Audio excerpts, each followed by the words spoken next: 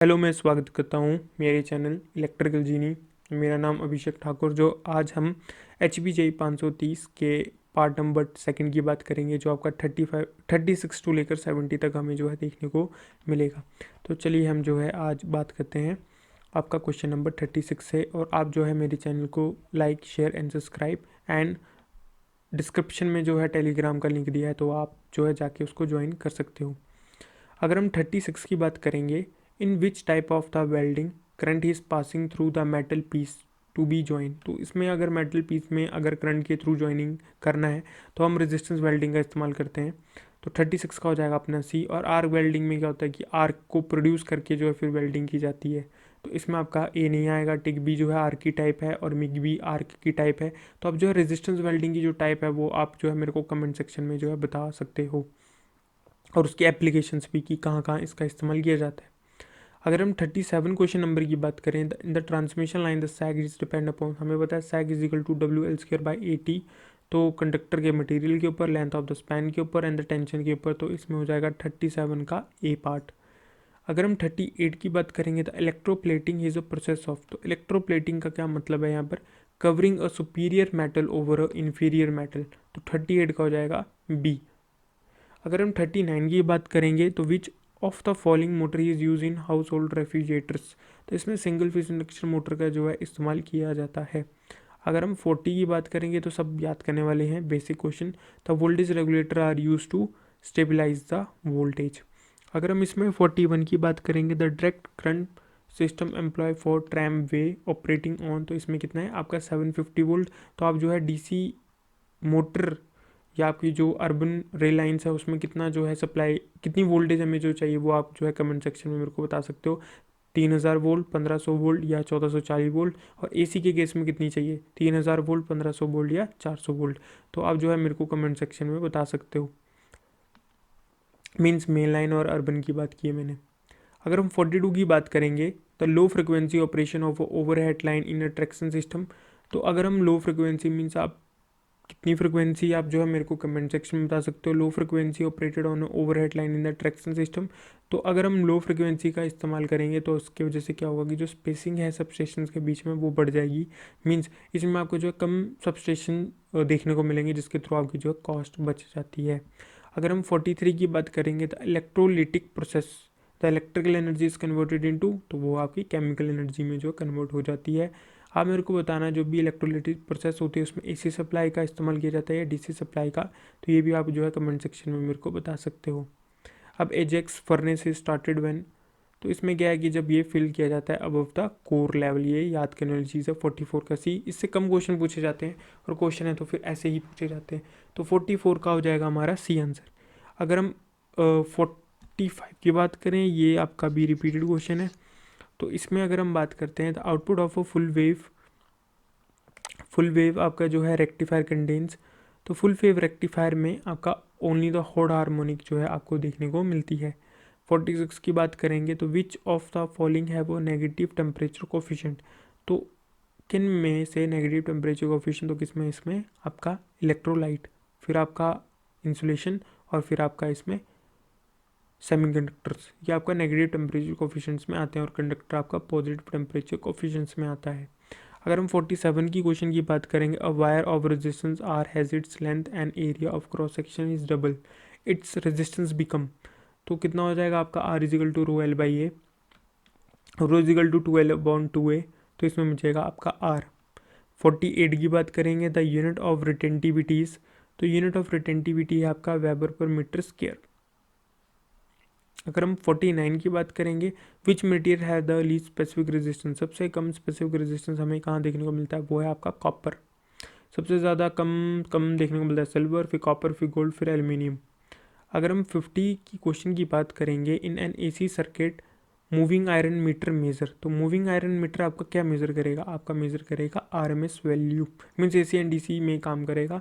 जब भी AC and DC की कोई भी मीटर आपका मेज़र करता है तो हमेशा आरएमएस वैल्यू को ही मेज़र करता है। अगर हम 51 की बात करेंगे, the economiser are use to heat, तो इक्वनाइजर का काम होता है इसमें फीडिंग वाटर में। ये आपका थर्मल पावर प्लांट से क्वेश्चन पूछा गया है। बॉयलर होगा, बॉयलर क्या सुपर हीटर होगा, सुपर हीटर के ऊपर आपका इक्वनाइजर, एयर प्री हीटर, फिर इलेक्ट्रोस्टैटिक प्रेसिपिटेटर, फिर वहाँ पर आपका इंड्यूस फोर्स फैन लगता है। सो इंड्यूस फैन होता है, फिर फोर्स फैन में फ्रेश एयर आती है।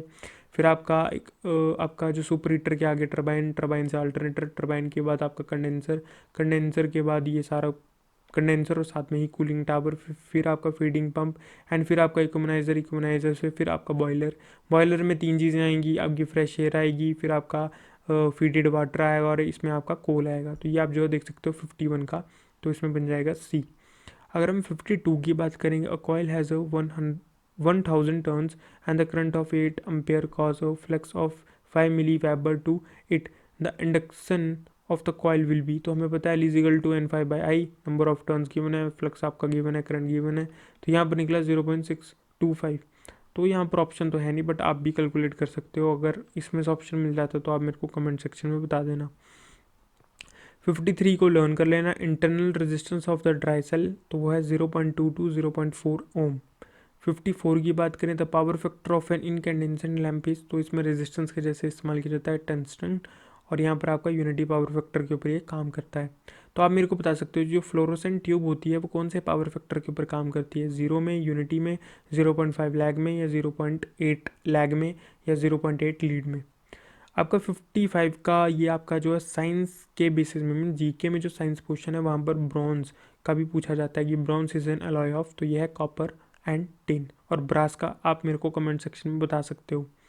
अगर हम 56 की बात करेंगे, तो suitable turbine use for harnessing tidal power, तो टाइडल पावर में आपका कपलन होगा या वरना आपका रिवर्सिबल टर्बाइन।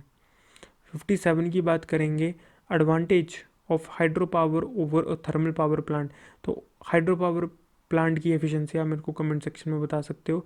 तो इसमें जो है 57 की बात करें तो यहाँ पर लो ऑपरेटिंग कॉस्ट इसकी एडवांटेज है over a thermal power plant. अगर हम 58 क्वेश्चन की बात करें, the impedance relay can be use for, तो ये आपका फेज फॉल्ट के लिए जो है इस्तेमाल किया जाता है, तो 58 का बी। अगर हम 59 की बात करेंगे, for energy efficient motor which of the following is correct, तो यहाँ पर क्या है कि एनर्जी एफिशिएंट आपका लेस पावर कंज्यूम करेगी, इसमें use of low quality material के बजाय हाई क्वालिटी मटेरियल का इस्तेमाल किया जाएगा, जिसके थ्रू आपकी जो मेंटेनेंस है वो कम हो, एंड जिसके थ्रू आपकी कॉस्ट थोड़ी बढ़ सकती है, एनर्जी एफिशिएंट मोटर की कॉस्ट बढ़ जाएगी। तो इसमें बोल सकते हो आप 59 का आपका सी, हाई रिलेबिलिटी। अगर हम 60 क्वेश्चन की बात करेंगे, one of the main application of magneto register, ये आप याद रख लेना, इसका इस्तेमाल किया जाता है वोल्टेज रेगुलेशन में। अब input impedance of an ideal ओपैम amplifier is, तो कितना इसका इन्फिनाइट, ये भी याद करने वाली चीज़ है। इन अ ट्रांजिस्टर विद नॉर्मल बाइस द एमीटर जंक्शन, तो एमीटर जंक्शन क्या होगा, इसमें लो रेजिस्टेंस, मीन्स एक तरीके से ट्रांजिस्टर को एम्पलीफायर की जैसे काम करवाया गया है। तो जंक्शन 1 एंड जंक्शन 2 होगा, जंक्शन 1 आपका होगा एमीटर टू बेस, और जंक्शन 2 होगा आपका बेस टू कलेक्टर। तो इसमें क्या होता है कि एम्पलीफायर करने में आपका जो जंक्शन 1 फॉरवर्ड वाइज होगा, जंक्शन 2 रिवर्स वाइज होगा, फॉरवर्ड वाइज में आपका रेजिस्टेंस कम होगा, रिवर्स वाइज में रेजिस्टेंस ज़्यादा। तो इसी क्वेश्चन को अगर मैं पूछा जाए, तो अगर आपका इसको कलेक्टर जंक्शन बोलते हैं, तो यहाँ पर क्या होता है हाई रेजिस्टेंस, और एमीटर जंक्शन में लो रेजिस्टेंस। तो 62 का सी पार्ट, सी ऑप्शन। 63 की बात करेंगे, for a binary number this the equivalent hexadecimal number, हमें पता है बिट्स 4 में होता है इसमें, तो यहाँ पर हो जाएगा 100, मतलब कितना कितना 1000 में 8 हो जाएगा, और 1110 में आपका हो जाएगा कितना, ये होता है आपका कितना 14 होता है, तो 14 में हो जाएगा आपका ई, क्योंकि हेक्साडेसिमल में ए से लेकर ई तक आपका जाता है 10, 11, 12, 13, 14, फिर 15, मतलब 16 से पीछे पीछे ही रहता है ये। तो 63 का हो जाएगा आपका डी। आई होप मैं जो समझाना चाहता हूँ आप समझ गए होंगे। अगर हम 64 की बात करेंगे, तो टूज कम्प्लीमेंट फॉर्म ऑफ -2, सीधा 2 रखना, टू सबसे पहले इसको 1 कम्प्लीमेंट्स करेंगे, तो इसको 1 कम्प्लीमेंट हुआ आपका 10010 एंड +1 करेंगे तो उसका 2 कम्प्लीमेंट्स हो जाएगा।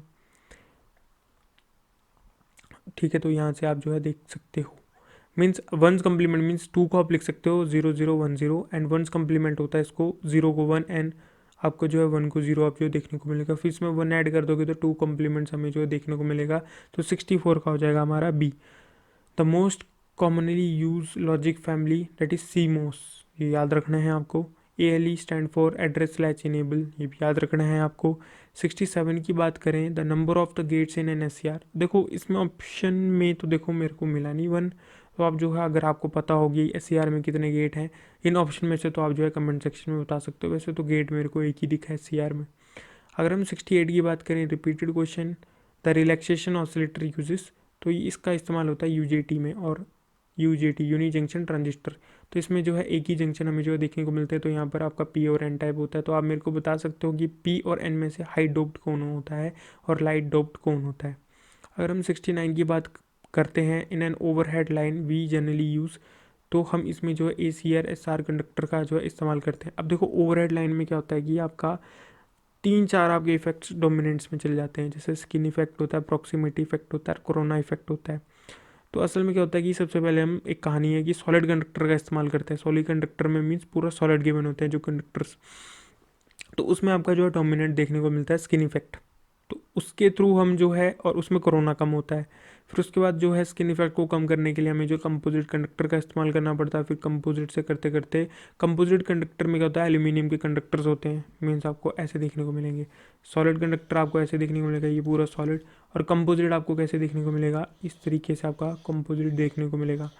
तो यहाँ पर एक होता है और यहाँ पर 7 ऐसे करके होंगे, 1 2 3 4 5 6 7।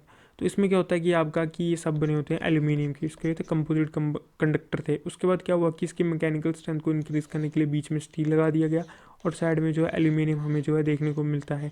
तो इसकी वजह से क्या होता है कि हमारा जो कोरोना है वो थोड़ा कम हो जाता है, और स्किन इफेक्ट सबसे ज़्यादा खत्म होता है। स्किन इफेक्ट में होता क्या बेसिकली कि जैसे ये है, एंड अगर हम इसमें बात करें, जो आपका करंट है वो इस तरीके से नॉन लीनियर की फ्लो हो रहा है और सरफेस में फ्लो होता है, ये होता है आपका स्किन इफेक्ट। तो क्या होता है कि सॉलिड कंडक्टर में स्किन इफेक्ट का जो कंसेप्ट है वो ज़्यादा देखने को मिलेगा, मीन जो करंट है वो इतना इतना फ्लो करेगा। अब इससे हमने कन्वर्ट किया यहाँ पे, मीन्स आपका जो करंट है वो इतना देखने को मिलेगा, मीन्स सब में से कुछ ना कुछ करंट ऐसे करके जाएगा, जिसके थ्रू हमने ओवरऑल रेजिस्टेंस को कम कर दिया। क्योंकि हमें इसमें क्या था कि आपका जो रेजिस्टेंस था वो बढ़ जा रहा था सॉलिड कंडक्टर में, और यहाँ पर जो रेजिस्टेंस है वो कम हो गया। तो जिसके लिए हमने जो कंपोजिट में A C R S R conductor का जो है इस्तेमाल किया। तो जनरली हम ओवरहेड लाइन में A C R S R conductor में उसको लेकर आते हैं। जो आपका सॉलिड कंडक्टर में दो प्रकार का होता है, एक तो सॉलिड की फॉर्म में होगा और एक आपका इसमें होलो कंडक्टर की फॉर्म में आएगा। तो आप मेरे को बता सकते हो सॉलिड एंड होलो में से किसका जो रेडियस है वो ज़्यादा देखने को मिलता है। तो 69 का हो जाएगा अपना बी पार्ट, ए सी एस आर कंडक्टर। अगर हम 70 की बात करें, in an electrical power can be transmitted by, तो देखो इलेक्ट्रिकल पावर को दो तरीके से हम ट्रांसमिट कर सकते हैं, ओवरहेड लाइन सिस्टम से एंड अंडरग्राउंड सिस्टम से। तो ओवरहेड सिस्टम में तो हमें पता है कि इसमें आपके 3 पार्ट में, मतलब एक तरीके से बता सकता हूँ कि शॉर्ट ट्रांसमिशन लाइन, फिर मीडियम, फिर लॉन्ग। इसकी आप जो है मेरे को रेंज बता सकते हो कि जैसे कि 80 किलोमीटर हो गया, 200 किलोमीटर हो गया। तो कौन इसमें से जो 80 के नीचे काम किया जाता है, कौन इसमें जो 80 और 200 के बीच में काम किया जाता है, कौन 200 से ऊपर। और अंडरग्राउंड सिस्टम जो है वो कितने किलोमीटर तक जो है इस्तेमाल कर सकते हैं और कितनी केवी के लिए इस्तेमाल कर सकते हैं, या मेरे को जो है कमेंट सेक्शन में बता सकते हो। 66 केवी और 132 केवी, 33 केवी कितने तक जो हम इस्तेमाल कर सकते हैं। और एक जो है मैंने वीडियो बना के रखी हुई है कि क्यों हमारी जो ट्रांसमिशन लाइन्स होती है वो, जैसे कि क्वेश्चन पूछा जाता है कि 11 के मल्टीपल्स में क्यों है ये। तो ऐसे वाला जो क्वेश्चन, जैसे 132 हो गया, आपका 66 हो गया, कि क्यों हमारी जो हम वोल्टेज लेते हैं वो हमेशा मल्टीपल ऑफ 11 है। तो वो जो है वीडियो आप देख सकते हो, उसमें मैंने आपको क्लियर किया है कि क्यों, मतलब जो बंदे कंसेप्ट लगाते हैं कि 11 के मल्टीपल में, असल में ये चीज़ नहीं होती। तो आप जो है कमेंट सेक्शन में या डिस्क्रिप्शन या आई बटन में मैंने आपको जो है लिंक दे दिया होगा, तो वहाँ से आप जो है इस वीडियो को देख सकते हैं। तो which variety of copper has the best conductivity, तो इसमें आपको मिलेगा प्योर इनेमल्ड कॉपर। रिपीटेड क्वेश्चन आप जो है इसको देख सकते हो। 72 क्वेश्चन नंबर की बात करते हैं, the basic ceramic material is, तो ये क्या है आपका क्ले है। तो 73 क्वेश्चन पेपर की बात करें, विच of the following insulating material have the highest safe working temperature, तो इसमें जो है माइका का जो है सबसे हाई सेफ वर्किंग टेम्परेचर, क्योंकि हमारे पास जो इंसुलेशन है वो आपका टेम्परेचर के बेसिस में, जैसे कि YAEB FHC, तो इसमें जो है C के बेसिस में आता है, जो आपका इंसुलेशन मटेरियल के टाइप C में आता है, तो वो माइका। तो इसका हाईएस्ट सेफ्टी फैक्टर टेम्परेचर है। अगर हम 74 की बात करें, तो थर्मोकपल वर्क ऑन, तो थर्मोकपल जो है आपका C इफेक्ट के ऊपर जो है काम करती है। और थर्मोकपल जो है आप मेरे को कमेंट सेक्शन में बता सकते हो ये AC/DC किसके ऊपर काम करती है, सप्लाई के ऊपर, और ये क्या चीज़ मेज़र करती है, हाई फ्रिक्वेंसी वोल्टेज या हाई फ्रिक्वेंसी करंट। अगर हम 75 की बात करें इन अ कम्यूटेटर, तो कम्यूटेटर में क्या है कि इस ऑप्शन के बेसिस में हमने देखने को मिला जो mica is an harder than copper. अगर हम 76 क्वेश्चन नंबर की बात करें, an electrical boiler draw 12 ampere at 115 volt for a period of 6 hour, if the electrical energy cost of 30 paisa per kilowatt hour, then the cost of the boiler operation. देखो पहले पैसे में given है और answer हमें rupees में देना है, तो ये आप जो है याद रख सकते हो। तो हमें पता है कि 1 किलो वाट आवर अगर 30 पैसा में मिल रहा है, 6 घंटे के लिए इस्तेमाल कर रहे हैं, 12 एम्पेयर 115 वोल्टेज है, तो power is equal to V into Y, that is 1380 watt energy में कन्वर्ट करना पड़ेगा क्योंकि एनर्जी में ही पूछा गया है। तो energy equal to power into time, तो 1380 इंटू 6 डेट इज, ये वाट आवर में निकला। अब इसको मल्टीप्लाई बाय 1000 डिवाइडेड बाय 1000, तो kilowatt hour means 8.28 kilowatt hour. और 1 रुपये में 100 पैसा, तो 1 पैसा में 1/100 रुपीज़, एंड 30 पैसा मीन्स 30/100 रुपीज़ हो जाएगा। इसको मल्टीप्लाई करेंगे 8.28 के साथ, तो हमें इसमें रुपीज़ में कन्वर्ट हुई अमाउंट मिलेगी, डेट इज़ 2.484। तो हमारा 76 का हो जाएगा सी। अगर हम इसमें 77 की बात करें, और 100 watt 250 volt bulb is put in series with 40 watt 250 volt bulb across 500 volt supply, the total resistance offer by the both the bulb in circuit in ohm. तो हमें पता है कि 500 वोल्ट थी, 250 वोल्ट सेम, मतलब इक्वल में divide किया गया है, फिर आपका 100 वाट एंड द 40 वाट।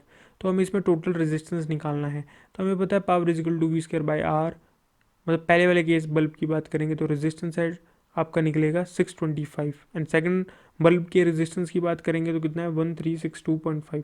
तो टोटल के रेजिस्टेंस को ऐड करते हैं तो हमारा निकलेगा 2187.5, तो मीन्स 77 का डी। अगर हम 78 की बात करेंगे, when a source is delivering maximum power to the load the efficiency will be, repeated question in the 829, तो डेट इज 50%। ये मैक्सिमम पावर थ्योरम का क्वेश्चन है। अगर हम 79 की बात करेंगे, और 12 वोल्ट, रिपीटेड क्वेश्चन 3-4 बार आ चुका है, lead acid battery use in a car contains, तो एक सेल 2 वोल्ट का है, तो 6 सेल के साथ हम कनेक्ट करेंगे तो 12 वोल्ट हमें जो कनेक्ट करके देगा, तो means 6 cell connected in a series. 79 का हो जाएगा डी। अगर हम 80 की बात करें, the force per meter length between the two conductor 0.05 meter apart carrying 1000 ampere and 5000 amperes. तो हमें पता है कि जो force per length is equal to mu naught I1I2/2 तो डिस्टेंस है ये दो के बीच में, लाइन कंडक्टर के बीच में, तो दो में अट्रैक्शन फोर्स लगेगी अगर सेम प्लेट मतलब सेम डायरेक्शन में करंट जाएगा, अपोजिट में रिपल्शन। ये थोड़ा सा मेरे को कन्फ्यूजन है, तो आप मेरे को कमेंट सेक्शन में बता सकते हो, मेरे को इस समय याद नहीं आ रहा है। अगर दो इक्वल करंट होंगे तो आपको अट्रैक्टिव फोर्स होगी, और दो अनइक्वल करंट होंगे तो कौन सी फोर्स होगी, आप मेरे को कमेंट सेक्शन में बता सकते हो क्लियर करके। तो इसके थ्रू अगर हम देखें, म्यू नॉट को है 4.2 × 10⁻⁷, पहले का करंट, सेकंड का करंट 2πd, और इसमें आपका distance between the two lines. तो यहाँ पर आप सॉल्व करोगे तो कितना आएगा आंसर 20 न्यूटन। तो 80 का हो जाएगा हमारा ए। अगर हम 81 की बात करेंगे, what is the number of the current passing through the ring shape air core coil when the number of the turns is 800 and the ampere turns is this. तो ये सिंपल है, एम्पेयर टर्न हम इतना है, turns को हटाओगे ampere मिल जाएगा, तो कितना निकलेगा 4। 81 का सी। अगर हम 82 की बात करेंगे, in N RLC series circuit at the resonant frequency the voltage across the resistances. तो देखो क्या होता है कि जो वोल्टेज अक्रॉस, तो इसमें शायद से थोड़ा सा मुझे लगता है कन्फ्यूजन है, क्योंकि अगर हम 82 की बात करेंगे तो रेजोनेंस की कंडीशन में जो वोल्टेज अक्रॉस था, मतलब कि जो वोल्टेज और मतलब इसमें क्या है कि इंडक्टेंस एंड कैपेसिटेंस हट जाएगा, रेजिस्टेंस रहेगा, तो शायद से वोल्टेज जितनी है सब सोर्स की, तो उतनी हमें जो है रेजिस्टेंस के अक्रॉस जो है देखने को मिलेगी। तो इसका हो जाएगा 82 का equal to the applied voltage mean be. तो इसको जो है क्लियर करके आप मेरे को कमेंट सेक्शन में बता सकते हो। तो 82 का आप में जो है बी देखने को मिलेगा। और इसमें क्या होता है कि जो आपका इंडक्टेंस एंड कैपेसिटेंस होता है वो अप्लाइड वोल्टेज से ज़्यादा जो है देखने को मिलता है, तो मैंने उस हिसाब से सी लगा दिया होगा। तो मीन्स क्या होता है कि सीरीज़ में जो आपका एल और सी है उसके क्रॉस की जो वोल्टेज जो है सप्लाई वोल्टेज से ज़्यादा देखने को मिलती है, और पैरेलल में करंट। तो 82 का हो जाएगा अपना बी। तो आप जो है इसको कन्फर्म करके कमेंट सेक्शन में बता सकते हो। 83 की बात करेंगे, an alternating voltage of this is applied to a circuit and the current in the circuit is given by this, the value of the circuit impedance in an ohm is given by, तो हमें पता है voltage है, current है, V is equal to N2Z, तो impedance निकालना है। फिर इन दोनों को रेशनलाइज करेंगे, फिर ऐसे ऐसे करके पूरा सॉल्व करेंगे तो कितना निकलेगा 19.2 माइनस J 5.6, तो 83 का आपका हो जाएगा ए। अगर हम 84 की बात करेंगे, और resistance R in series with the capacitor C is connected to a 50 hertz 240 volt supply, the resistor absorb 300 watt at 100 volt, the voltage across the capacitance. हमें पता चलेगा I is equal to C D Y D T, पर हमें निकालना कैसे है कि 250 volt है, इसके क्रॉस 100 वोल्ट है, ये चीज़ निकालनी है। तो हम ट्रायंगल मेथड लेंगे। 250 हमें टोटल पता है, 100 इसमें रेजिस्टेंस के क्रॉस का पता है, कैपेसिटेंस यहाँ पर है, तो उसको सॉल्व किया तो कितना निकला 218.17, तो 84 का हो जाएगा सी। अगर हम 85 की बात करेंगे, and alternating current is represented by this current, then the value of the frequency in hertz, तो W equal to 2πf, that is 250, ये जो आपको गिवन दी है यहाँ से 250, यहाँ से गिवन की है, फ्रीक्वेंसी हम पर निकालेंगे तो कितना निकलेगा 82.80, तो 85 का हो जाएगा हमारा डी। अगर हम 86 की बात करेंगे, the eddy current power loss in a magnetic material can be express has, तो इसमें क्या आपका B square F square T square, तो इसमें हो जाएगा 86 का ए। अगर हम 87 की बात करेंगे, a battery of a 50 cell in series is charge through a resistor of 4 ohm from 230 volt supply if the terminal voltage per cell is 2 volt and 2.7 is respectively at the beginning and end, मतलब 2 volt आपके beginning में था और 2.7 आपका and में था। तो charging current at the beginning mean starting की बात की, मीन 2 वोल्ट हमें लेना है, 50 सेल है, 4 ओम का रेजिस्टेंस है, 230 इसके अक्रॉस की वोल्टेज है सप्लाई। तो हमें पता है कि स्टार्टिंग में 250 इंटू 2 मीन्स 100 वोल्ट यहाँ पर दे रहा था वोल्ट, तो 100 वोल्ट एंड 4 ओम का रेजिस्टेंस एंड 230 के लगा दो, तो यहाँ पर कितना निकलेगा current 230 minus of 100 divided by 4, that is 32.5, तो 87 का आपको मिल जाएगा सी। और अगर आपका क्या पूछा था एंड ऑफ द चार्जिंग में, तो अगर पूछा जाएगा तो 2.7 के हिसाब से 2 की जगह 2.7 और आंसर आपका निकल सकता है उसके बेसिस में। अगर हम 88 की बात करेंगे, the power in the wind through a given cross section area of the uniform wind velocity V, तो यहाँ पर है कि पावर इज इक्वल टू आपका density of an air pi D square, आपका है विंड मिल का डायमीटर एंड ये आपकी विंड की वोल्टेज होगी डिवाइडेड बाय 8, तो इसमें हो जाएगा वी की पावर 3, 88 का ए। 89 की बात करेंगे, which of the following statement is correct, तो arc in circuit breaker is interrupted at the zero current भी हो सकता है, और यहाँ पर देख सकते हो कि देखो ये वाली जो वेव फॉर्म में यहाँ पर जो आर्क है वो आपका जीरो करंट में जो इंटरप्ट देखने को मिलती है एट अ मैक्सिमम वोल्टेज पे।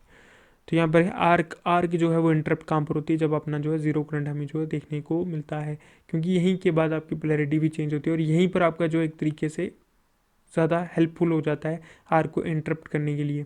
तो 89 का हो जाएगा अपना सी आंसर। अगर हम 90 की बात करेंगे, which of the following circuit breaker has high reliability and minimum maintenance, that is SF6 circuit breaker की सबसे ज़्यादा जो है रिलायबिलिटी और मिनिमम मेंटेनेंस हमें जो है देखने को मिलती है, तो 90 का सी।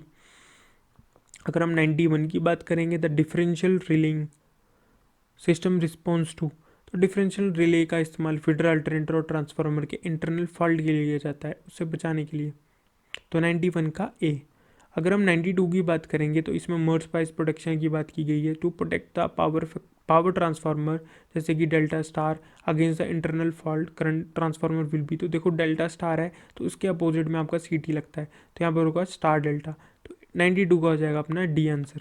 अगर हम 93 की बात करेंगे, for 400 kV line the spacing between the face conductor is, तो 400 kV के लिए आपका 8 मीटर हमें जो है देखने को मिलेगा, तो आप मेरे को कमेंट सेक्शन में 132 और आपका 66 kV के बेसिस में बताओगे। अगर हम 94 की बात करेंगे, the bundle conductor are use to, तो देखो बंडल कंडक्टर का काम क्या है, देखो बंडल कंडक्टर के थ्रू आपकी रेडियस बढ़ती है, मेनली बंडल कंडक्टर का इस्तेमाल है कोरोना को ख़त्म करने के लिए। तो बंडल कंडक्टर में हम क्या करेंगे, रेडियस बढ़ेगा तो आपका इलेक्ट्रिकल फील्ड कम हो जाएगा और जिसके थ्रू आपका कोरोना कम हो जाएगा। अब देखो बंडल कंडक्टर में रेडियस बढ़ता है तो GMD/GMR को बढ़ाएंगे तो इंडक्टेंस कम हो जाएगा और GMR को बढ़ाएंगे तो आपका ओवरऑल कैपेसिटेंस बढ़ जाएगा। तो यहाँ पर है reduce the corona loss and the line inductance, तो 94 का हो जाएगा डी। अगर हम 95 की बात करेंगे, तो power factor of a system on 460 volt 3 phase 60 hertz in which the ammeter indicate the 10 volt and the watt meter read the 62 kilowatt will be, तो हमें पता है power is equal to √3 VL/IL cos phi, power हमें given है √3 460 10 and power factor निकालेंगे तो कितना है देखो यहाँ पर पावर फैक्टर जो है 7.78 आ रहा है, बट अगर हम इसमें 100 वोल्ट लेकर चलेंगे, सॉरी 100 एम्पेयर, यहाँ पर मीटर इंडिकेट द 100 एम्पेयर। सबसे पहले इसमें 100 एम्पेयर अगर हम करंट लेके चलेंगे तो यहाँ पर 0.778 हमें जो देखने को मिलेगा, मीन्स 95 का बी। अगर हम 96 की बात करेंगे, which of the following protect the underground cable against mechanical injury, तो यहाँ पर आर्मरिंग से जो है इसको बचा सकते हैं। तो आप मेरे को जो है कमेंट सेक्शन में क्या बताओगे, जो आर्मरिंग है वो कौन से प्रकार के मटेरियल की बनी होती है। फिर आप मेरे को बताओगे कि जो इनमें से मीन्स आपका जो शीथ और बैटिंग में से कौन मॉइस्चर से प्रोटेक्ट करती है और कौन इससे कोरिजन से प्रोटेक्ट करती है। तो 96 का आप मेरे को कमेंट सेक्शन में बता देना।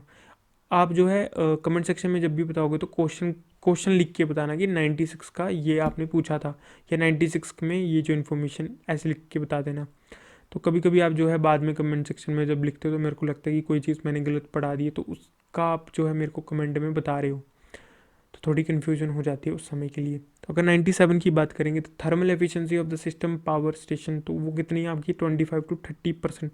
इसमें कौन सी प्रकार की साइकिल का इस्तेमाल किया जाता है थर्मल में, और आपका जो है गैस टर्बाइन में, सॉरी गैस पावर प्लांट में कौन सी प्रकार की प्रिंसिपल के ऊपर काम किया जाता है, तो आप जो है मेरे को बता सकते हो। अगर हम 98 की बात करेंगे, which of the following is not a secondary source of energy, इसमें से कौन सी नहीं है। देखो primary source of energy is any source of energy that is captured direct from nature, जैसे kinetic energy in the wind, radiant energy from the sunlight, और nuclear energy in the atom. तो यहाँ पर नॉट पूछा था, तो means primary की बात की गई, तो प्राइमरी मीन्स में क्या है, सोलर पावर स्टेशन। अगर हम इसमें बात करें सेकेंडरी एनर्जी सोर्स का, is an any source of energy is obtain from a primary source through a transformation के थ्रू, मीन्स जैसे gasoline refine from crude oil, उसको भी चेंज करके बनाया गया। इलेक्ट्रिसिटी को जैसे अदर सोर्स से इलेक्ट्रिसिटी बनाएगी। फिर chemical energy in battery mean generated from the another source. तो ये एग्जांपल सेकेंडरी एनर्जी सोर्सेज के हैं, ये आपका प्राइमरी एनर्जी रिसोर्सेज के। और 98 का हो जाएगा अपना ए, सोलर पावर स्टेशन, जो है इसको हम डायरेक्ट कैप्चर करते हैं। अगर हम 99 क्वेश्चन नंबर की बात करें, the Pelton wheel in which type of the turbine, तो पेल्टन व्हील का इस्तेमाल क्या है, मतलब कौन सी प्रकार की टर्बाइन है, डेट इज इम्पल्स टर्बाइन। और रिएक्शन टर्बाइन में आएगा आपका आएगा प्रोपेलर आएगा, कपलन आएगा, फ्रांसिस आएगा, और एक आपकी मॉडर्न फ्रांसिस आती है। तो आप जो है मेरे को बता सकते हो कि कपलन में कौन से प्रकार में आपका जो वाटर है वो फ्लो करता है, एक्सियली, रेडियली, और आपका फ्रांसिस में किस में करता है, फिर आपका पेल्टन में किस में करता है, आपका प्रोपेलर में किस में करता है, और आपका इसमें, बस इसी में आप जो है मेरे को कमेंट सेक्शन में बता सकते हो। 100 क्वेश्चन की बात बताएं, और generating station has a maximum demand of this, has connected load of this, and the number of the unit generated are annually this, the demand factor. देखो मैक्सिमम डिमांड आपको ये गिवन है, लोड आपको ये गिवन है, number of unit generated per 8760 means number of the unit generated are annually, तो वो इतना है। तो हमें पता है maximum demand is equal to, sorry demand factor is equal to maximum demand upon connected load. तो आपका जो मैक्सिमम डिमांड है वो है 35500, बट इसमें थोड़ा सा एरर ये है कि यहाँ का जीरो खा गए हैं, तो यहाँ पर हम जीरो लगाएंगे तो यहाँ पर निकलेगा 0.546, तो 100 का हो जाएगा आपका सी। अगले जो है 100 से लेके आपका जो है 4140 तक हम जो है अगली वीडियो में जो है बात करेंगे। तो जो है मेरे इस वीडियो को like, share and comment and subscribe to my Telegram channel for more video link. धन्यवाद।